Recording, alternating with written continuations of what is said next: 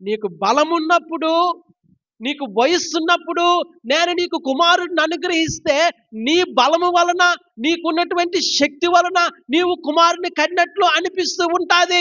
కానీ నీ బలం ఉడిగిపోయిన తర్వాత, నీ శక్తి ఉడిగిపోయిన తర్వాత, సారా యొక్క గర్భము నిలిచిపోయిన తర్వాత, స్త్రీ ధర్మము నిలిచిపోయిన తర్వాత, అప్పుడు నేను కుమారుడిని అనుగ్రహిస్తే అది దేవుడు చేసిన కార్యం అవుతా ఉంటుందని బోధించడానికి దేవుడు అలాగా ఎదురు చూస్తూ ఉన్నాడు. హల్లెలూయా, హల్లెలూయా. దేవుడు ఎదురు చూస్తూ ఉన్నాడంటే ప్రియులారా, ఆయన ఆలస్యము అలక్ష్యము కాదు. ఆయనకు ఒక సమయం ఉంది.